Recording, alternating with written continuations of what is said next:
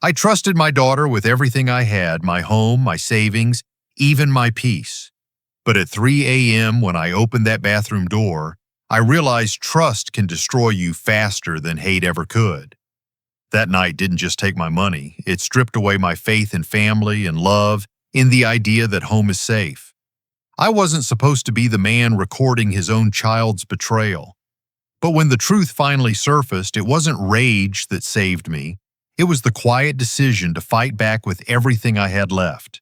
My name, my dignity, and the truth.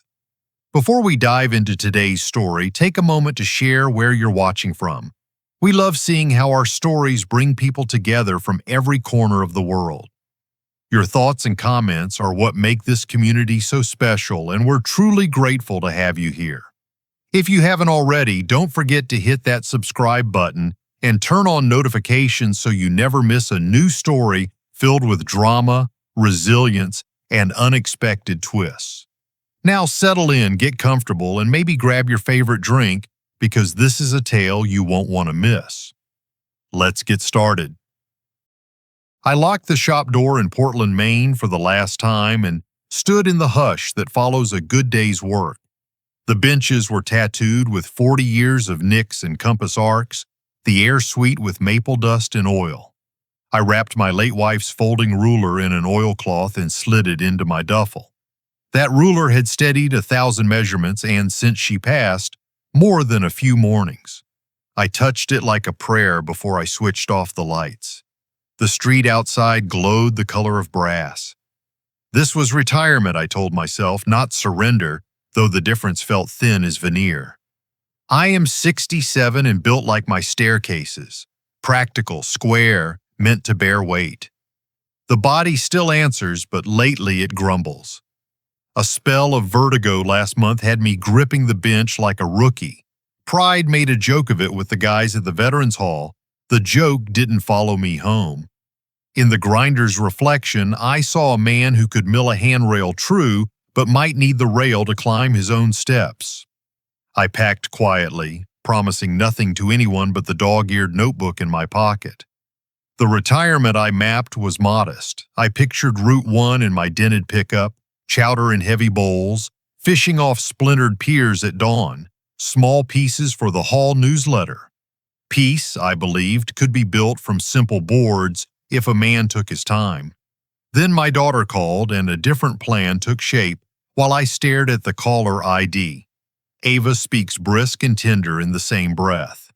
She lives in Seattle, a project manager who can bend schedules the way I bend wood. She talked about big hospitals, convenience, how family works better together. She mentioned future grandkids as if the crib were already by the window. I said I was fine, that the shop keys still fit my hand, but the vertigo echoed. In the end, I said yes. I stood a long time with my palm on the bench, as if it might warm and tell me I hadn't betrayed anything old and faithful. Seattle rose out of rain like a city drawn with a silver pencil. Freeway signs shouldered past, names I didn't know. The skyline was glass and intention. Ava's condo perched on the 23rd floor, windows pouring light over Elliott Bay. Elevators breathed me upward with a hydraulic sigh instead of porch steps I knew by heart. I had the feeling of being set down in a high, bright drawer labeled Father. On the kitchen counter lay a blood pressure cuff and neat rows of pill organizers. The fridge wore a color-coded meal plan like a uniform. Her husband, Ethan, opened a bottle of red and narrated risk and return, as if health and money shared a spreadsheet. He spoke fluently about tax efficiency for retirees. I said they didn't need to fuss, and they smiled in the way professionals smile when they have already allotted you to a calendar block. Gratitude and unease braided while I nodded along to a schedule I hadn't written. On my nightstand, I found a smartwatch blinking he had paired for me, a charger coiled like a question mark, and 2 blister packs of supplements in silver skins. In my duffel waited the ruler, a pocket knife polished by years of pockets, and the notebook with sawdust crushed into the spine. 2 small collections, 2 kinds of help. I set the ruler on the dresser the way a sailor sets a compass on a shelf for orientation in unfamiliar weather. The living room held a photograph of Ava in a mortarboard, my hand on her shoulder as if anchoring a kite. We were both smiling too wide for the lens. The glass caught the gray light and flung it back at me. Photographs are finish coats. They shine over whatever knots the wood holds beneath. I wanted to believe the smile was still true. By evening, rain tracked the windows and turned the bay to dark slate. The building hummed with an industrial heartbeat, a sound you feel more than hear. I put my boots heel to toe under the bed, squared their edges out of habit, and checked that my wallet and keys were zipped in the jacket. I keep on a chair. In the kitchen, the color-coded plan waited for breakfast. In my head, the coast road still unspooled, stubborn as a dream that won't admit morning. I lay down higher than I have ever slept and tried to slow the long carpenter's breath that has seen me through tight fits and tight months.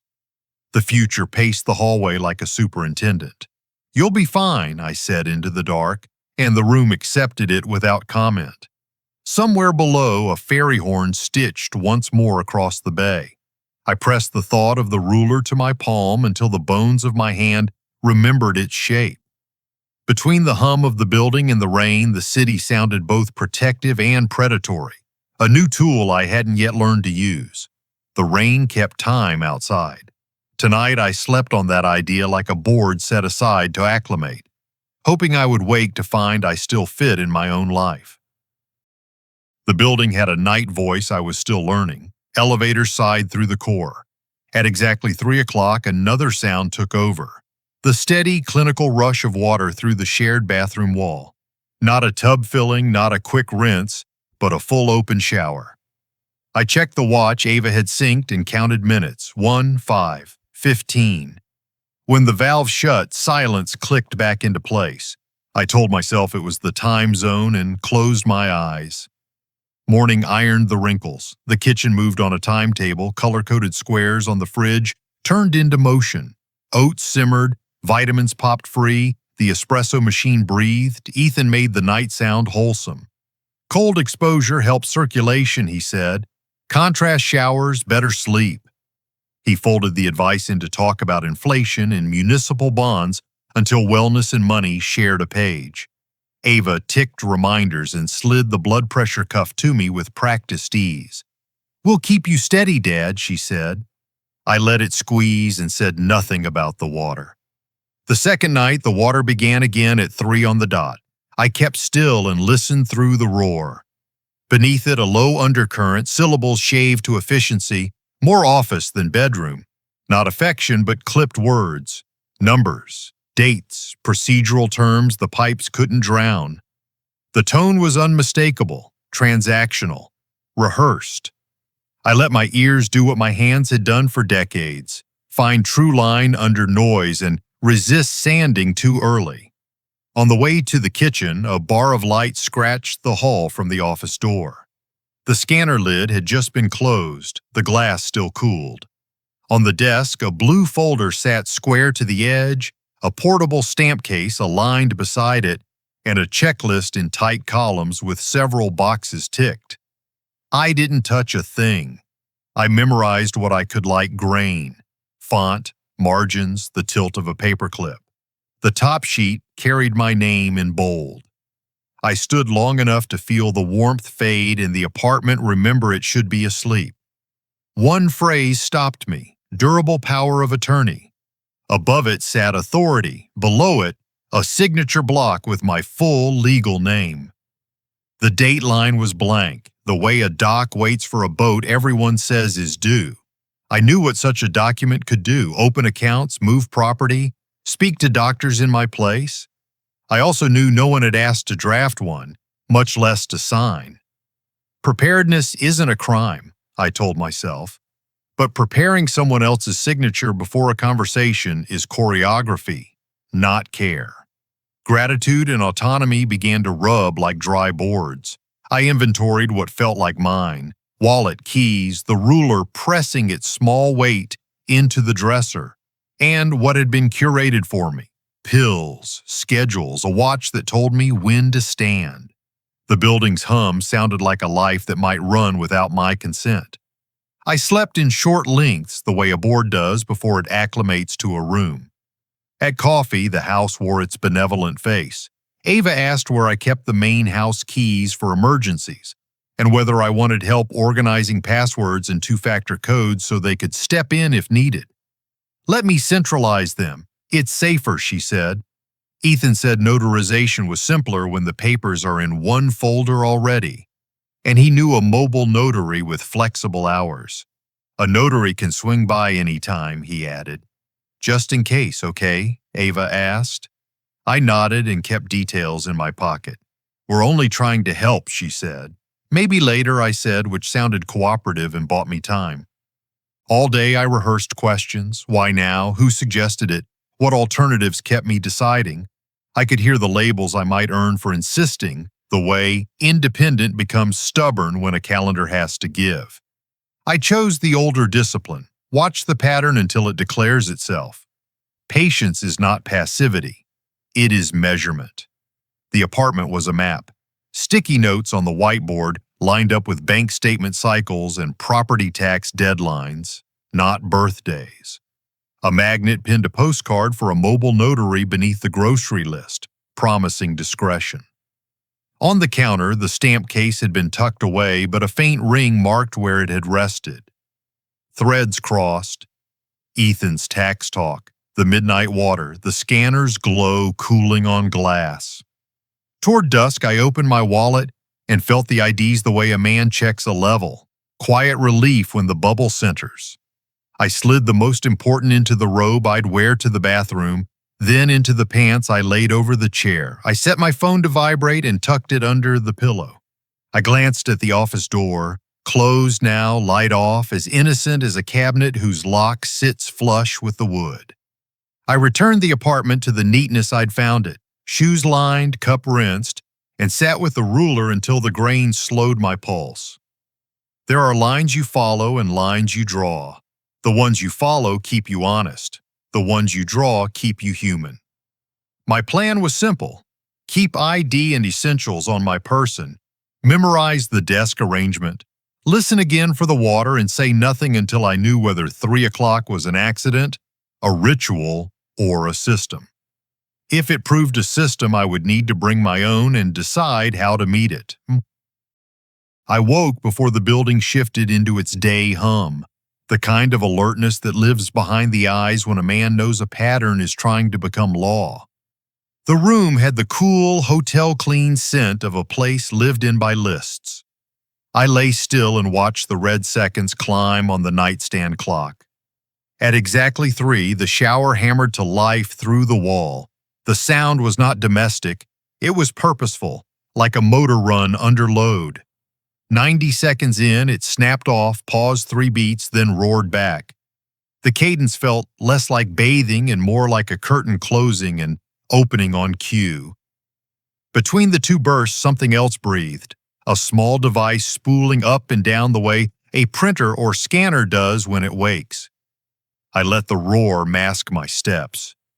The hall was a thin channel of blue from the emergency light and the strip under the office door. I could smell paper, toner warm, something solvent sweet the way new ink sometimes is. The scanner lid was shut but still giving off a low heat, as if the glass itself remembered light. On the desk, the blue folder had grown a spine, yellow flags fanned at the edges. The portable stamp case sat slightly ajar with a wet crescent of ink on its lip. I didn't touch it. 40 years in a shop had taught me how much proof a fingertip can erase. The top sheet faced me like a mirror I hadn't asked for. My name ran bold across multiple forms.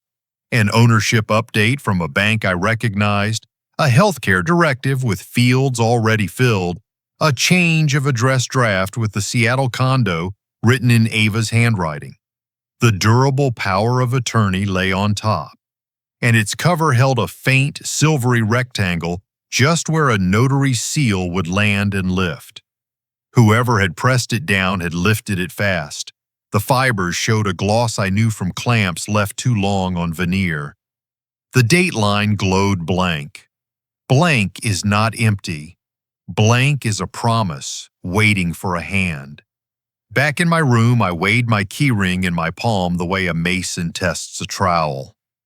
Something was wrong. The brass house key to my main place, distinctive bow shape, a nick near the shoulder from an old latch, was missing. I replayed yesterday like a cut list. Ava at the counter helping me label key tags, Ethan rinsing wine glasses, me looking up to answer a question about the shop sale. The memory slid into place with a click I didn't like. I checked my watch as if it might tell me what I already knew. It told me something else. A security log line I hadn't created. Account recovery attempt, 3:07 a.m. On an email I only use for the Veterans Hall.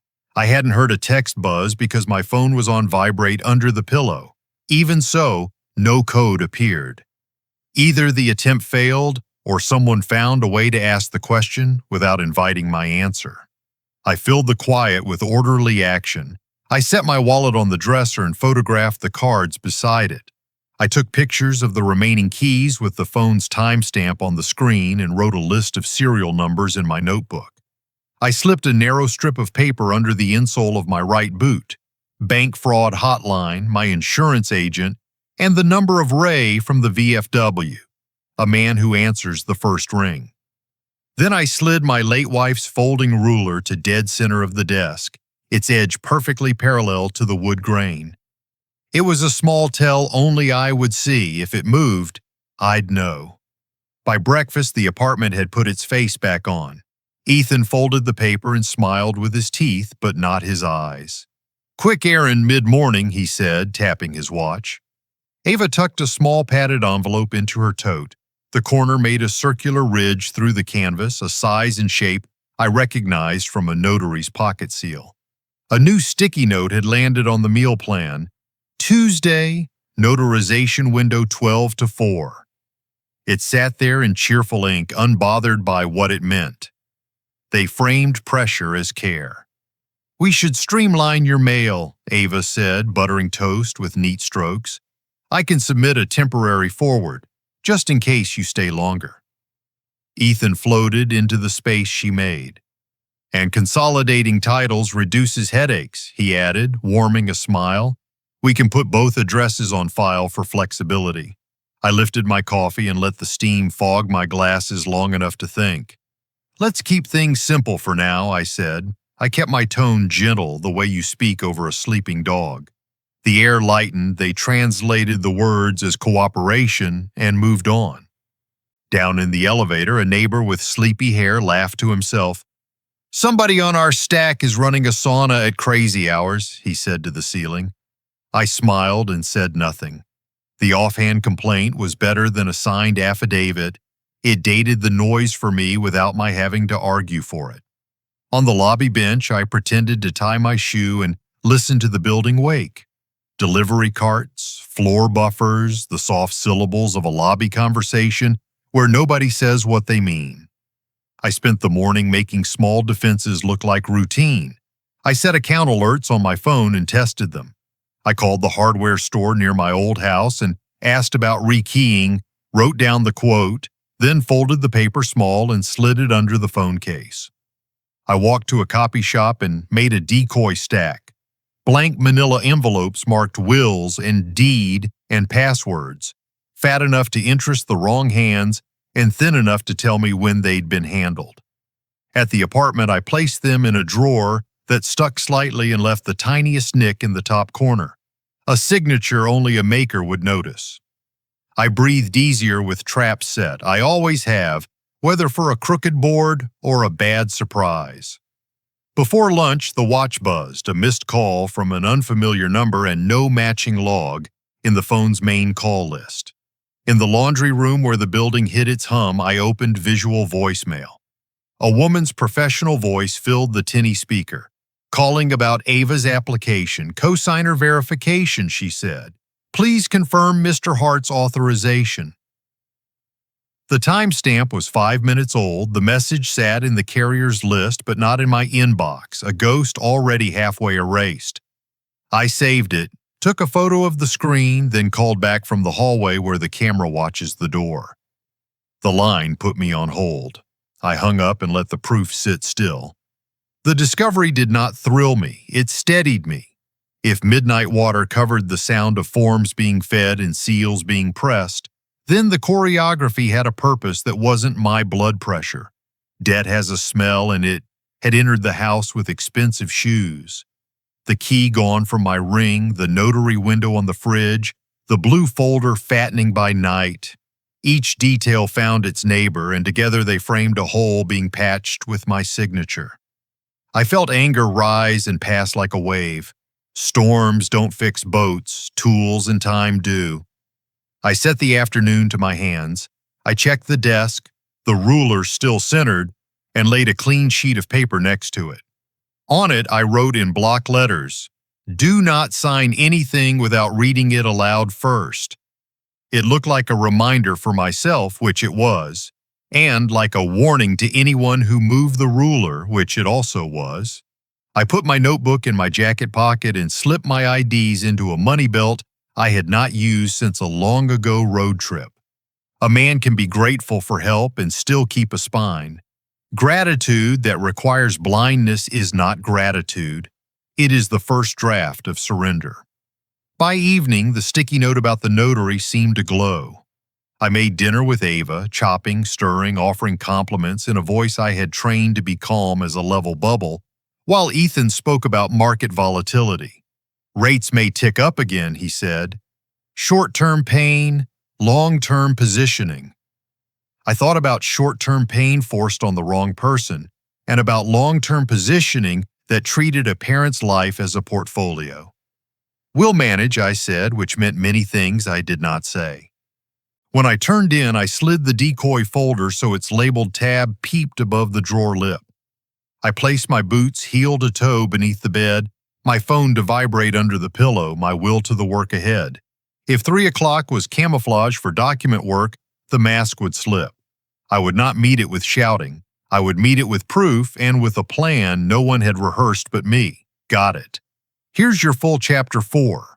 Written in fluent American English prose, approximately 900 words, with dialogue kept around 6%, measured pacing and emotional continuity from Chapter 3.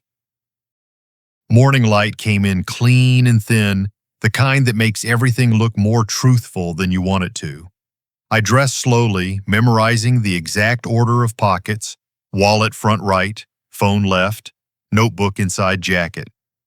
The ruler on my desk hadn't moved overnight, but I didn't take that as peace. It felt more like the pause between two acts. The bank brochures sat in a neat pile where I'd left them after yesterday's errand. The woman at the neighborhood credit union had been kind in the way small-town tellers are taught to be.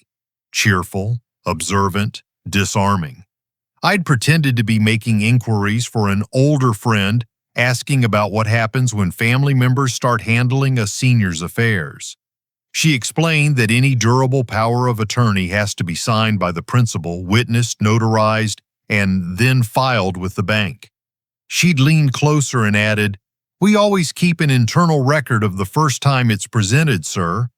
Makes it easier to track fraud." I thanked her and took a blank form home, my heart steady but my jaw tight. Paperwork could be armor too. Back in the condo, I built quiet defenses. I froze my credit at all 3 bureaus, set up transaction alerts that would ping me for a single dollar spent anywhere, and activated travel notices to my main address. If anyone tried to reroute my mail, I'd see it. I even signed up for the Postal Service's Informed Delivery, so every envelope scanned to my address would show up as a digital image in my inbox. It felt almost absurd, but precision had always been my trade. I called my neighbor in Maine, old Ned, who still kept the spare key to my shed. "Ned," I said, would you take a picture of my door locks?" "Both of them. I need the key code numbers." He didn't ask questions, just said, "Sure thing, Hart." "You all right up there?" "Just tying up loose ends," I said. Later, when the photos came through, I sent them to the locksmith in town. He confirmed the missing brass key matched my cut pattern. Want me to rekey it, he asked. Yes, I said. Mail the new set to the hardware store under my name. I'll pick them up myself. At noon, I tried a different kind of test, conversation disguised as calm. Ava brewed chamomile tea, her favorite performance of care. You've been busy lately, I said lightly. All this paperwork. What brought it on? She smiled, eyes flicking toward Ethan, then back. Oh, Dad, you know how people wait too long to plan. We just want you to be covered. It's easier for everyone that way, Ethan added. A guy at my office had to scramble when his father passed. No plan, total chaos. We're just being proactive. Their words were so polished, they could have been rehearsed. Preparation's good, I said, but I like to read before I sign. Habit of a craftsman. That drew a polite laugh, though Ava's hands twisted the teabag harder than needed. After they left for errands, I checked the desk. My ruler had moved barely a quarter inch off the wood grain, but shifted all the same. The decoy folder I'd set yesterday now faced right instead of left. I took a photo, time-stamped it, then restored every angle. Someone had tested the waters. At lunchtime, a knock came. A woman stood at the door, hair pinned tight, a black briefcase at her side. Hi, she said. I'm a mobile notary, had a quick job nearby, and thought I'd stop to see if you needed verification done. Her voice had that mild practice pitch of someone used to doorways. Ethan appeared behind her, grinning. Small world, huh? Since you're here, maybe you could take a look at Dad's documents? I smiled like a man at peace. Sure, I said, but I only sign after reading everything aloud, and I record it for my memory. The woman's smile thinned. She fished for a business card instead. Ethan chuckled, rubbing the back of his neck. Dad's old school, he said. He likes tape recorders. Just good habits, I said, slipping her card into my pocket. She excused herself quickly. When the door closed, I announced new rules with the calm tone of a doctor explaining dosage. From now on, I said, if I sign anything, both of you are present. Every page numbered, initialed, and read aloud, and I'll keep recordings for accuracy. Ava blinked. Dad, that's unnecessary. Necessary for me, I said, still smiling. She nodded tightly and busied herself with dishes. By late afternoon, her care had grown claws. Let me refill your pill tray, she offered. I'll update your smartwatch. It can monitor your heart better. I thanked her but declined. Later, when I checked, I saw Do Not Disturb toggled on for unknown callers and my text alerts disabled. I re-enabled them, added a passcode, and left no trace. That evening, the same neighbor in the elevator muttered about that midnight sauna again. A maintenance tech with a clipboard said there was now a work order for anomalous water draw. Their offhand chatter was proof enough that the noise wasn't just in my head. Every outside voice was a nail in a board of evidence. To test the bait, I left one decoy envelope labeled passwords sticking slightly out of the drawer. I took a slow walk around the block, breathing the salt air off the bay. When I returned, it had been pushed flush against the wood, and the paper clip securing the pages sat at a different angle. Inside, the sheets were still blank, but someone had looked. The trap was working. That night, I scrubbed my email accounts like a man cleaning tools. I deleted text-based recovery options, used an authenticator app, and saved screenshots of every setting to a hidden photo album labeled with random numbers. Then I sat down with a pen and paper and drew out my plan like a shop sketch, simple, measured, repeatable. After dinner, Ethan called a family meeting. His voice had that casual pitch of someone confident in the outcome. Let's just level set the estate stuff, he said. It'll be quick. I agreed but set the terms. We'll start with my agenda, I said. I'll read every title page aloud. And for the record, I won't sign anything this week. Not until I'm ready. Ava exhaled through her nose, slow and careful. Ethan's jaw flexed once, then he smiled. "Of course," he said. When they went to bed, I stayed up, aligning the ruler again under the lamplight. The blue folder on the desk looked harmless, its corners perfect, its contents still sealed. At 3 a.m., when the pipes began their ritual hum, I intended to be awake. Lamp on, phone recording, eyes open to the truth they'd tried to hide behind the sound of water. If the shower was camouflage tonight, I'd strip the disguise from it. If you're still here and the pressure's starting to hit, drop number 1 in the comments. Things are about to take a turn no one saw coming. At 2:58, I was already awake. The clock's red digits cut through the dim like warnings. I had set the desk lamp low and the phone recorder glowing faint red on the edge of the ruler. Every muscle in me hummed with the kind of stillness that only men in their 60s learn, the stillness before you fix what's broken. The pipe shuddered at 3 sharp and the water began its ritual. It had the same industrial rhythm as before, loud enough to drown a voice, but not loud enough to erase intention. Beneath it, I caught the thin, mechanical whine of the scanner, the shuffle of thick paper sliding from tray to tray. Someone whispered, "Print one more." And another voice answered, "Make sure the date's today." I rose slowly, the floor cold under my feet. The hallway smelled faintly of toner and eucalyptus shampoo. The door to the office was cracked, just enough to spill a wedge of sterile light. I pushed it open an inch at a time. Inside, Ethan stood at the desk, his shirt half-buttoned, sleeves rolled. The blue folder had been emptied, pages fanned like a deck mid-shuffle. Ava leaned over him, phone in hand, reading out a string of numbers to a voice I didn't recognize. The voice was male, crisp, businesslike. Routing first, then account. Confirm after stamp, it said through the speaker. On the laptop screen, my name filled every signature block in digital ink. For a heartbeat, I stood invisible, watching the routine precision of their crime. There was no tension in Ethan's hand, no hesitation in Ava's tone. They moved like they'd rehearsed it a dozen times. I'd expected guilt or fear. What I saw was procedure. I stepped fully into the room. "Stop." The sound carried like a gavel. Ava jerked. The phone clattered against the desk. Ethan spun, his mouth already forming a smile that didn't reach his eyes. "Dad, what are you doing up?" "What are you doing awake?" I asked. The silence folded between us. The laptop screen blinked. My signature shining where my hand had never been. The notary seal beside the keyboard was still damp, leaving a ring of dark paper around it. A half-completed check sat beside the folder, payable to EA Holdings LLC, Ethan's company, written from my own account. Ava's voice cracked first.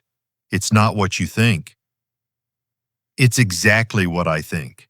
I held up the phone, red light glowing. "Keep talking." Ethan took a step toward me, palms up. "Dad, listen. You're overreacting. This is just to simplify --." "Simplify?" I cut him off.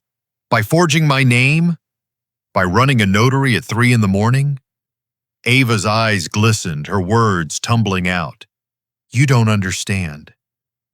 The business, Ethan's business, it hit a wall. We just needed collateral, temporary coverage. You wouldn't even have noticed, and we would have fixed it before I woke up," I said. Ethan's tone sharpened, anger rising to replace shame. "We've been carrying you for months, Dad. The medical bills, the insurance, all of it. You can't keep every decision to yourself forever. You'll lose everything." "Better lose it honestly," I said, "than keep it by theft. Sah?" He slammed his fist on the desk. "You're being impossible."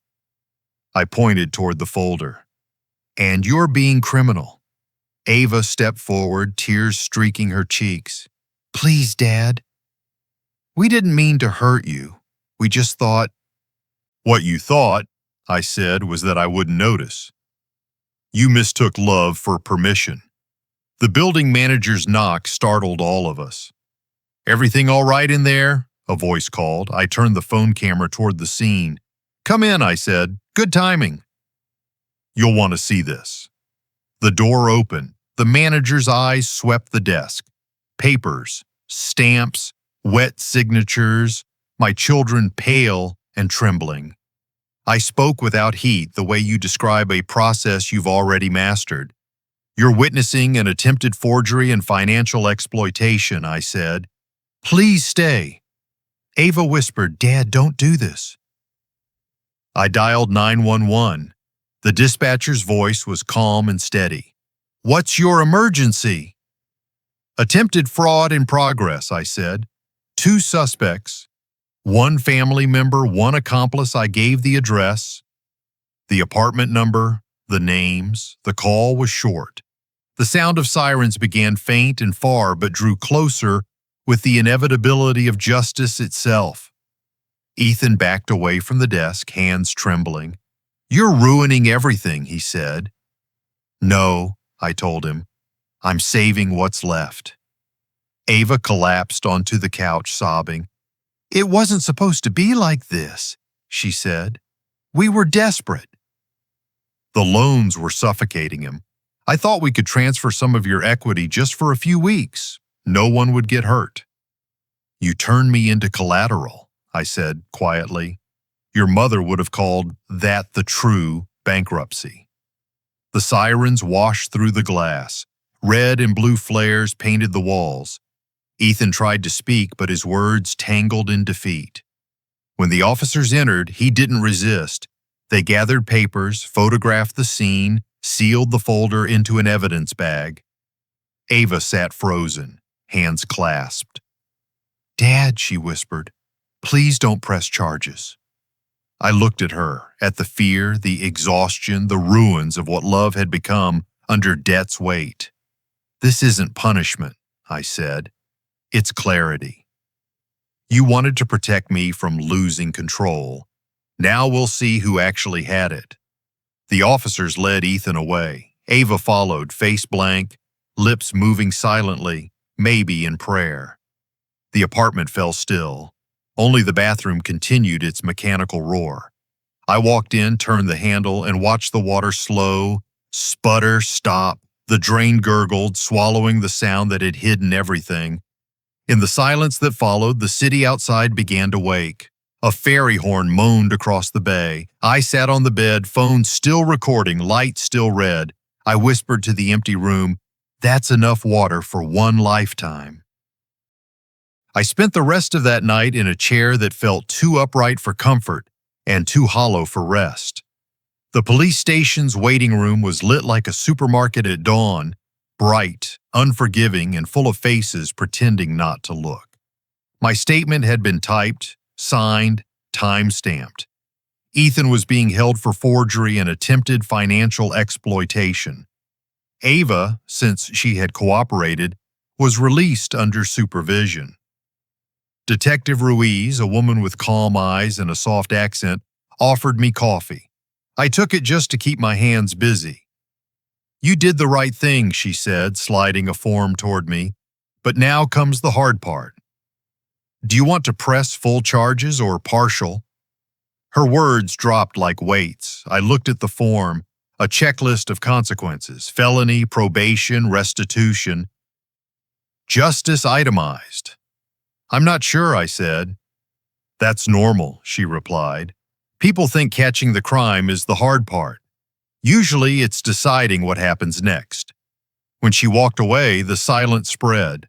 I stared at the coffee's thin film reflecting the fluorescent lights. My son-in-law's voice echoed in my mind, "You'll lose everything," and Ava's broken whisper, "It wasn't supposed to be like this." Between those sentences, the truth trembled. I'd lost them long before tonight, to fear and money and the kind of pride that isolates love. Around dawn, they brought Ava into the hallway. Her eyes were red, her voice frayed thin. She looked like a child again, the way she had when she scraped her knee and tried to hide it. "Dad," she said softly, "can we talk?" I nodded and she sat beside me, twisting her fingers together. They're saying Ethan could face real prison time, she murmured. He made a mistake, but he's not a bad man. He just wanted to fix things. The business. It went under faster than we expected. I let her speak. She filled the air with explanations, bank calls, debts, desperation. Every word sounded rehearsed and yet honest in its own trembling way. When she stopped, I said, "You forged my name, Ava. You didn't even think I'd notice." Tears welled again. "I was scared, Dad." "You were getting weaker, and I thought it would be easier if we just handled it before something worse happened." "Handled me, you mean?" She dropped her gaze. The quiet stretched long. I wanted to rage, to accuse, but what came instead was exhaustion, the kind that seeps into bone. "You could have asked," I said finally. "I didn't know how," she whispered. Detective Ruiz reappeared, motioning gently. "Mr. Hart, whenever you're ready." I stood, my knees stiff, my pulse slow. "I'll think about it," I told her. Back at the condo, everything felt stripped bare. The sunlight through the tall windows looked colder. The table where the blue folder had sat was now an empty rectangle of dust. I began packing, folding shirts like I'd done in the Navy, tight, square, efficient. The ruler went last, wrapped in its oilcloth. I caught sight of myself in the window reflection, shoulders slumped, eyes hollow, a man suddenly aged by truth. Somewhere deep inside, a quieter voice spoke, my late wife's, steady as always. "Don't build a life so solid that no one can reach you." Maybe she'd been warning me even then. Detective Ruiz called later that afternoon. "Mr. Hart, I've got the paperwork ready. You can file full charges or you can recommend conditional leniency.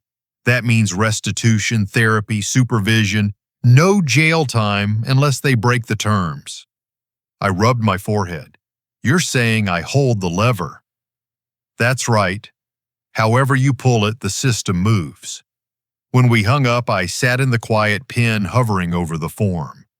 The idea of pressing full charges felt right on paper, but wrong in my chest. Ava had betrayed me, yes, but she'd also handed me the one thing truth always demands: clarity. I signed the conditional option. They would repay what they took, attend counseling, and be barred from managing anyone's finances again. I chose not revenge, but containment. Before I left, I wrote a note on the kitchen counter. "The law will handle the documents. I will handle myself. Forgiveness isn't forgetting, it's choosing not to let rot spread." As I zipped my suitcase, the neighbor from down the hall stepped out. "Hey, Mr. Hart," he said, holding his phone. "You've seen this? You're trending online." I frowned. "Trending?" He showed me a clip, building security footage spliced with audio from my recording. Me, standing firm under that white light, voice steady as I said, "Stop." The caption read, "Elder Betrayal at 3 a.m. It had 500,000 views already. "Guess people like justice stories," the neighbor said. I stared at my own image, small and grainy but unmistakably real. The world knew my worst night. Part of me wanted to vanish. Another part wondered if this exposure could serve a purpose. Maybe others like me, quiet, aging, overly trusting, would learn to listen to the sounds behind the walls. When the rideshare arrived, I carried my suitcase down alone. The air outside tasted cleaner, briny from the bay. The senior living facility by Puget Sound wasn't fancy, but it was mine to choose. The clerk at the front desk smiled and asked for an emergency contact. I hesitated before writing Ava's name. "She's still my daughter," I said quietly. The clerk looked up kindly. "Family's complicated," she said. That's one word for it. My new room faced the water. The sound of the tide rising against the rocks was steady, patient, nothing like the angry hiss of city pipes. I opened the window, letting the salt wind carry through the curtains. On the nightstand, I placed the wooden ruler beside my phone. Both were tools of measurement, one for building, one for proof. In the distance, a ferry's horn echoed across the bay. I thought of Ava somewhere in the city facing what came next. Forgiveness wasn't immediate. It was a muscle that had to stretch. I whispered into the gray light, "I'll learn." And for the first time in weeks, I slept. The world didn't end after the night of sirens and signatures, it just quieted. Days began to stretch longer, like the tide pulling away from a storm. I moved into a senior living residence perched above Puget Sound, a place that smelled faintly of oatmeal and ocean air. They called it coastal serenity, which was another way of saying safe. Safety, I was learning, could feel a lot like exile. The first mornings were the hardest. I woke up expecting the sound of running water or Ava's careful footsteps outside my door. Instead, I heard gulls, distant ferry horns, and the hum of the cafeteria coffee machine. The nurses were kind, professional, and just detached enough to keep from becoming family. That was fine. I'd had enough of family for a while. The video wouldn't die. Someone had leaked the building's hallway footage, me confronting Ava and Ethan, phone raised, voice cold but steady. A local news anchor had called it the 3 a.m. betrayal, and within weeks it had millions of views. Strangers sent letters, some offering praise, some pity, a few confessing their own stories of betrayal. "My son drained my savings," one woman wrote. "You gave me courage to speak up." I kept the letters in a drawer I rarely opened. I wasn't sure which felt heavier, the kindness or the sympathy. The video had turned my pain into someone else's cautionary tale, and I wasn't ready to be anyone's example. Ava came to visit every Sunday. She brought flowers, always white lilies, the kind her mother loved. She looked smaller each time, thinner, voice gentler, like she was constantly apologizing even when she wasn't speaking. "Dad," she said once, placing a vase on my windowsill, "Ethan's doing community service now. He's working with a financial literacy program for seniors. It's poetic, I guess." "Poetic," I repeated. "That's one word for it." She flinched but didn't leave. "I know you don't believe me, but he's trying." "I'm trying too." We go to counseling. It's slow. "Slow's good," I said. "Rushing's how things broke in the first place." She smiled faintly, and for a moment I saw the little girl who used to sit on my workbench, swinging her legs and asking what each tool did. I almost reached out to touch her hand but stopped. Some gestures still felt fragile, unearned. The residence's days moved in measured patterns: breakfast at 8, medication at 9, a slow walk along the bay at noon. There was comfort in predictability.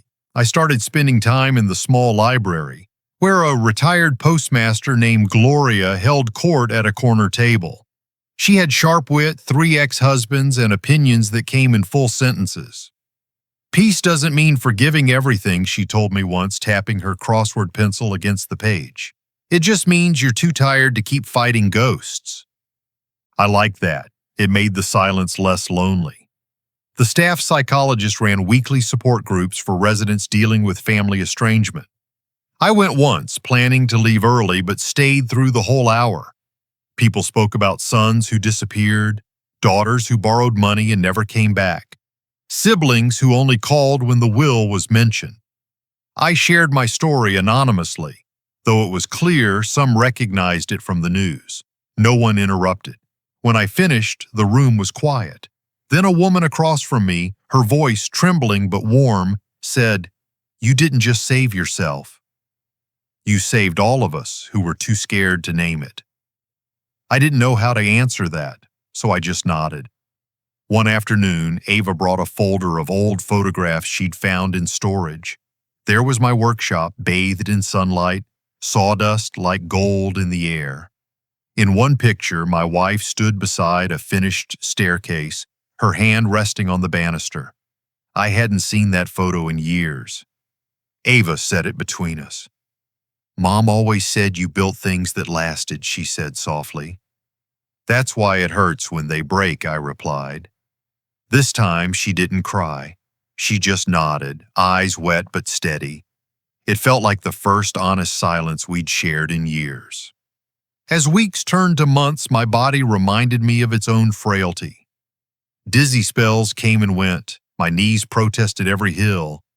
But my mind, sharpened by solitude and reflection, stayed clear. I began writing short pieces each night in a small notebook I titled The Honest Hour. Sometimes they were just sentences. Betrayal doesn't erase love. It only changes its language.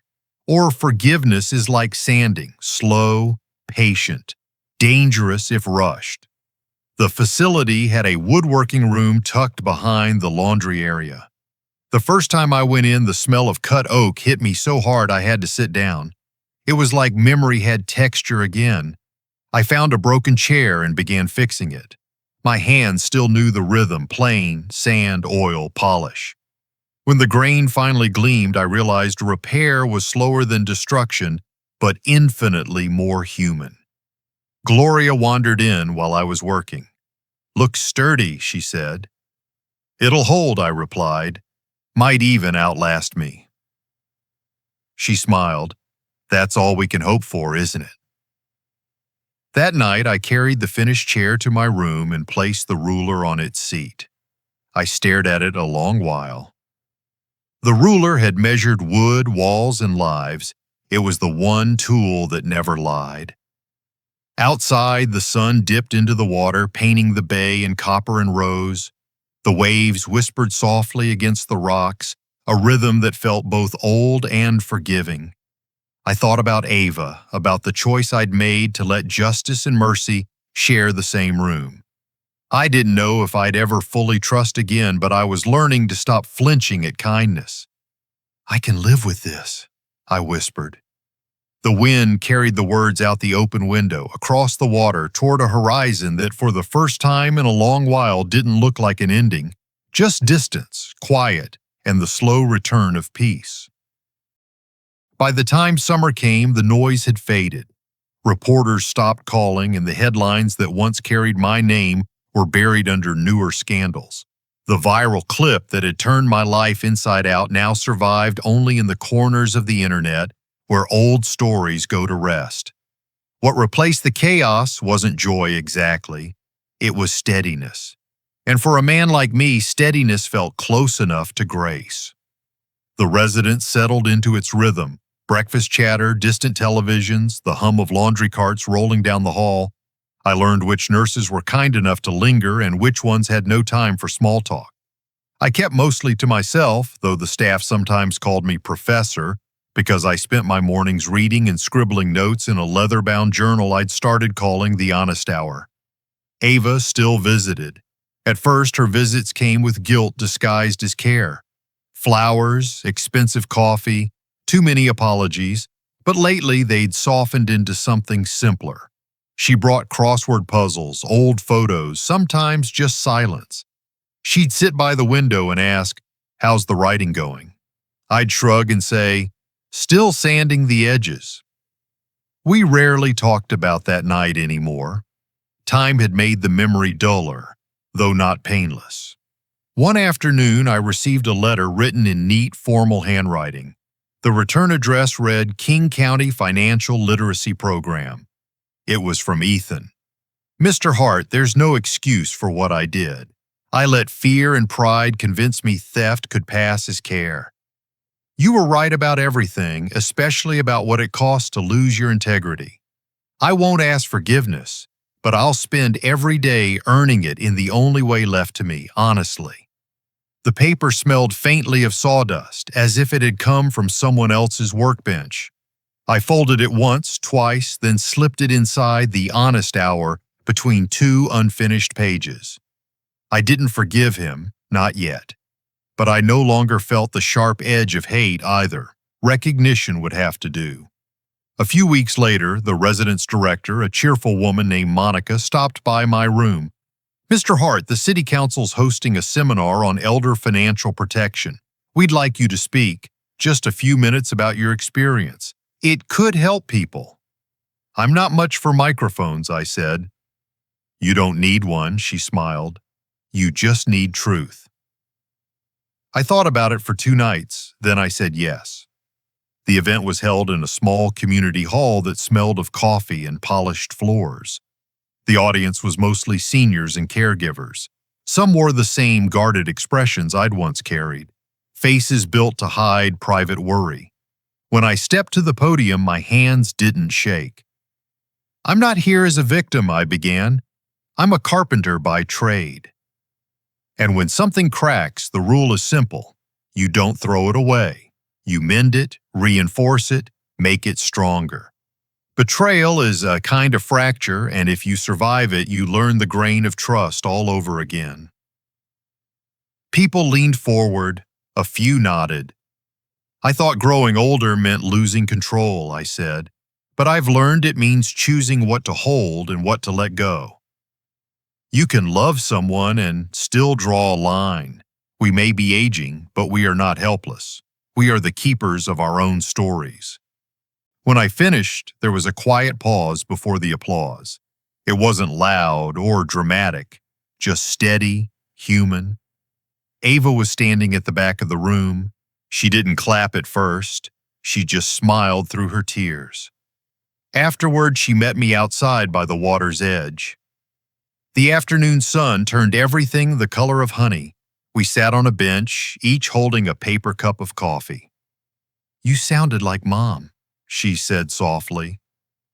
Maybe, I said, or maybe I finally listened to her. She nodded. No grand apologies, no rehearsed lines, just 2 people who'd walked through the same fire and come out quieter. Later that night, back in my room, I opened the Honest Hour and wrote, "The sound of water no longer hides anything." Then I laid the wooden ruler across the page, its edges perfectly aligned with the margin. That straight line felt like punctuation to a long, uneven sentence. My health wasn't improving much. The doctors hinted that I might soon need assisted care. When the nurse told me, I only smiled. That's just another kind of carpentry, I said, bracing what's still standing. She laughed and squeezed my shoulder. You've got a good attitude, Mr. Hart. It's not attitude, I said. It's math. The structure's still sound. It just needs a few new supports. The next week, another letter arrived, this one from a university. A professor of ethics wrote to ask if my recorded confrontation could be used in a curriculum on elder rights and moral decision-making. Your story changed the conversations in our department, he wrote. We'd like your permission to use it as a teaching case. I sat for a long time before answering. The idea that my worst night might teach something good to strangers felt strange, almost indecent. But the longer I thought about it, the more sense it made. Maybe we build not only with wood and nails, but with scars too. I sent back a single line. Yes, you have my permission. Make it worth something. That evening, I sat by the window and watched the tide roll in. The water shimmered like hammered metal catching the last light. I thought of every board I'd cut, every edge I'd sanded, every mistake I'd learned to correct by hand. Building was never about perfection. It was about endurance. When the lamp flickered, I turned to the last page of the notebook and wrote, I built things meant to last. Maybe this story will too. I placed the ruler across it, steady and exact. Outside, the sound of the sea whispered through the open window, a rhythm I'd finally learned to trust. For the first time since everything had broken, I didn't need silence to feel peace. The water was enough. A year can pass quietly when you stop counting it. At the senior residence, time no longer marched. It drifted. Days followed one another like soft waves rolling toward the same shore.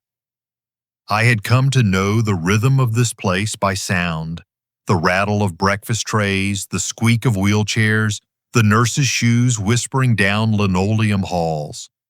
And beyond it all, the constant sigh of the ocean. My body had slowed in ways I hadn't expected. The stairs I once built with ease now lived only in my memory.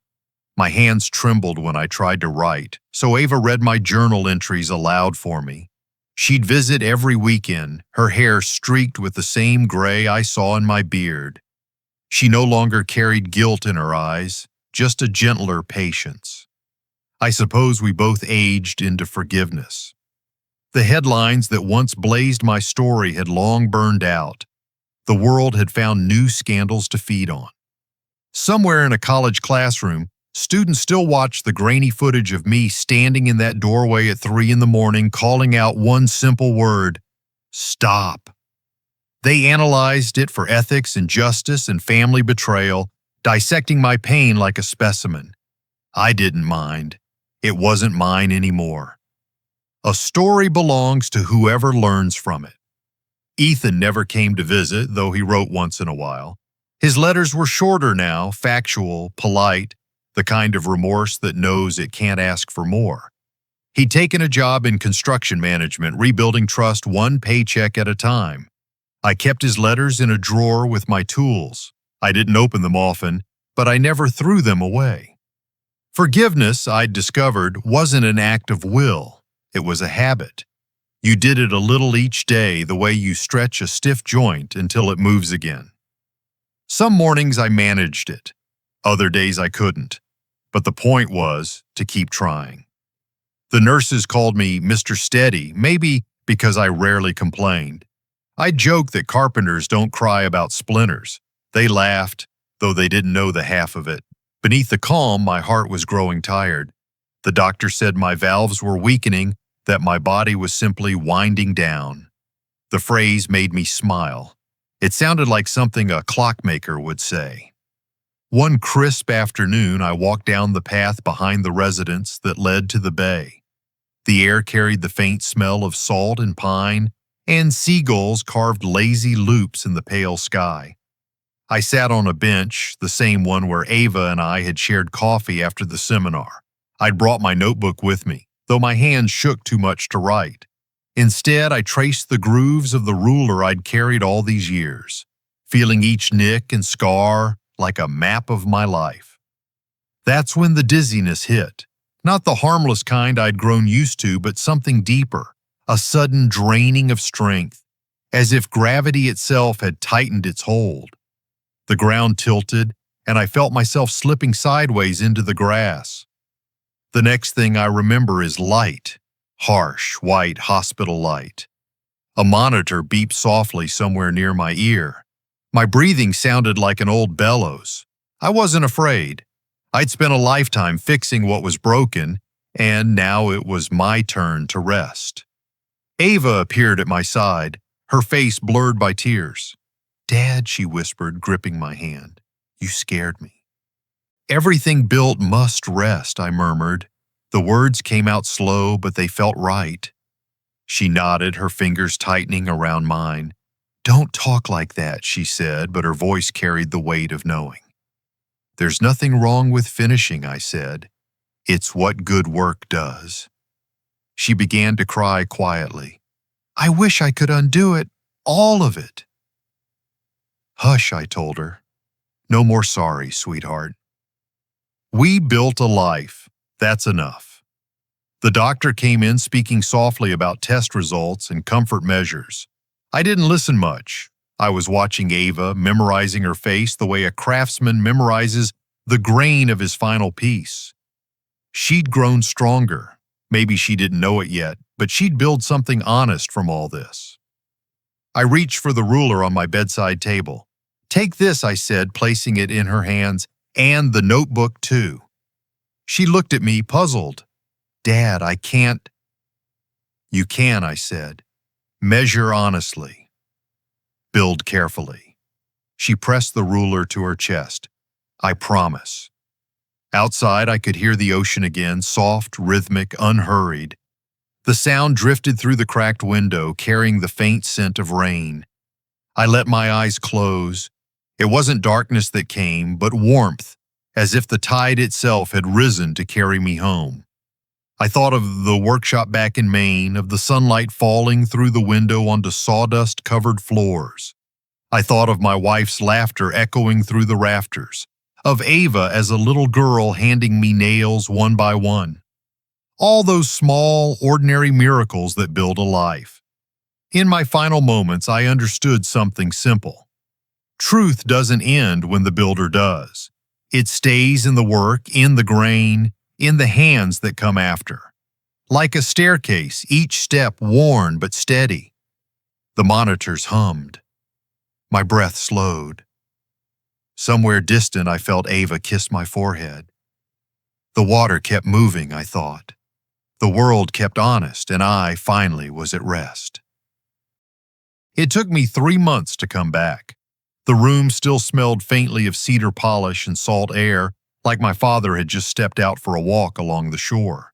The staff at the residence greeted me with soft smiles and the kind of hush people reserve for the recently departed. "Your father was special," one of the nurses said. "He made us measure the tables one day to prove they were uneven." She laughed.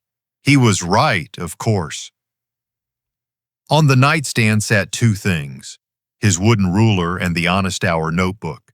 The ruler looked older now, its edges dulled by a lifetime of work. The notebook's cover was creased, corners rounded, as if it had been opened and closed thousands of times. I touched them both like relics, fragile but familiar. I'd expected grief to come roaring back, but instead it arrived quietly, like a tide returning to the same shore.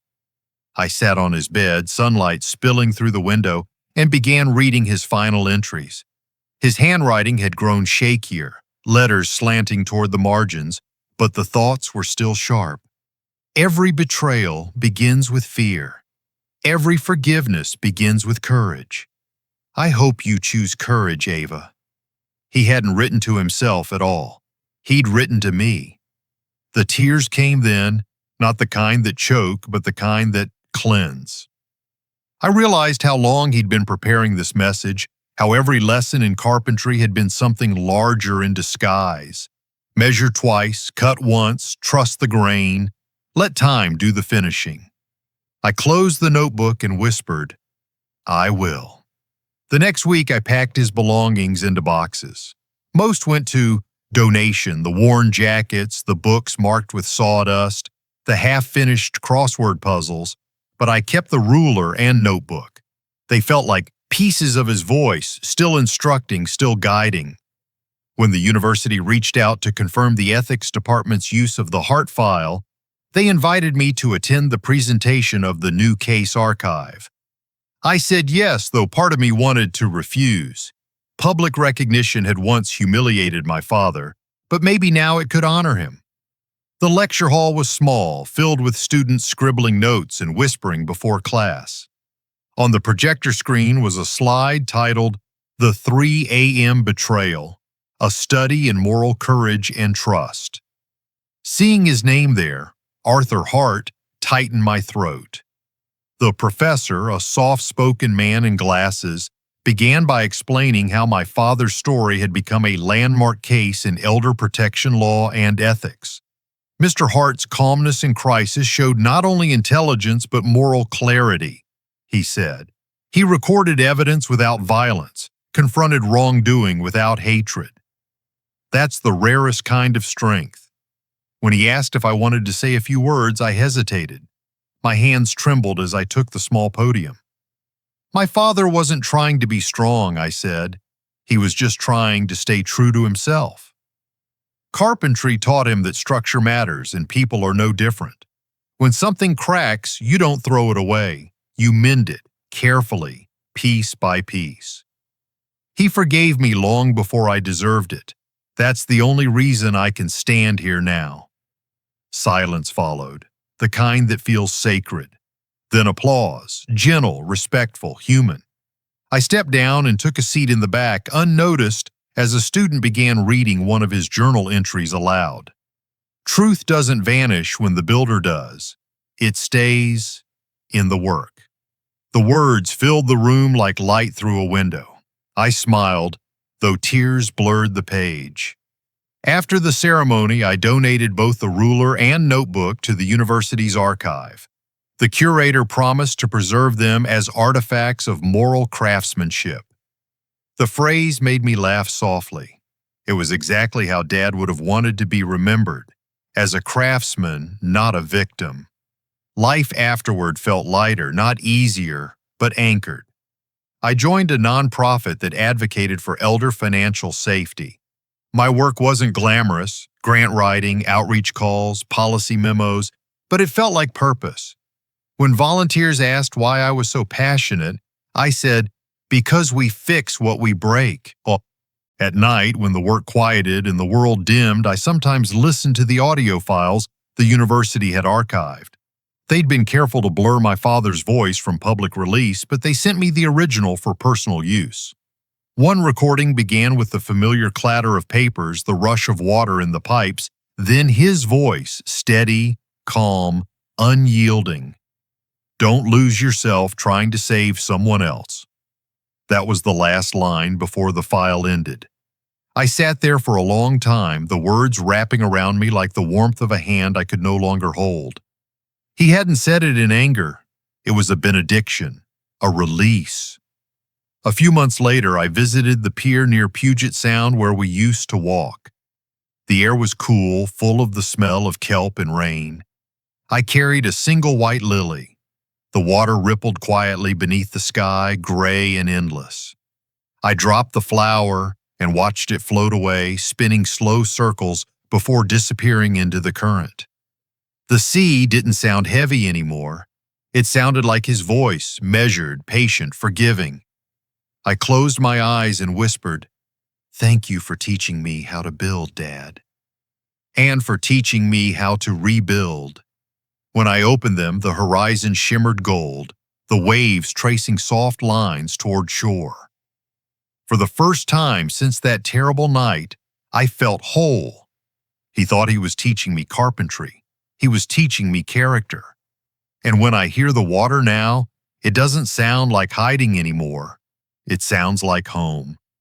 In the end, every story about loss is really a story about what remains. Time has a way of sanding down the sharpest edges, revealing the quiet truth beneath all the noise.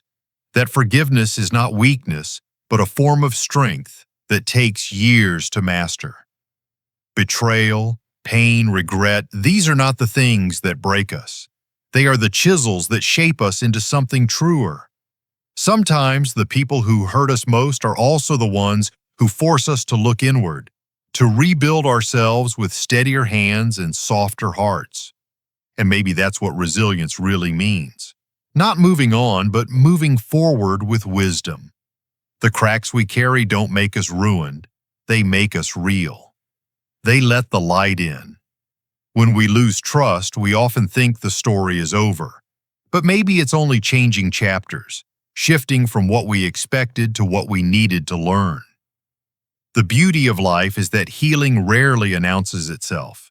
It comes quietly, in the way we start to breathe easier, or how a simple sound like water against the shore can remind us that peace was never gone, only waiting to be found again. If this story touched you, take a moment to reflect on your own, on the things you've built, the lessons you've earned, and the strength you didn't know you had until life tested it. Because at the end of every heartbreak, there's a moment where you get to choose to stay broken or to rebuild into something unshakable. Choose the rebuild, always. And before you go, we'd love to hear from you. What part of this story resonated with you the most? Share your thoughts in the comments. Your voice might be exactly what someone else needs to hear today. If you haven't already, hit that subscribe button and turn on notifications so you'll never miss the next story filled with truth, courage, and the kind of emotion that lingers long after the screen fades to black. Thank you for watching, for listening, and for being part of this journey where stories remind us that even after the deepest silence, there's always a way back to hope.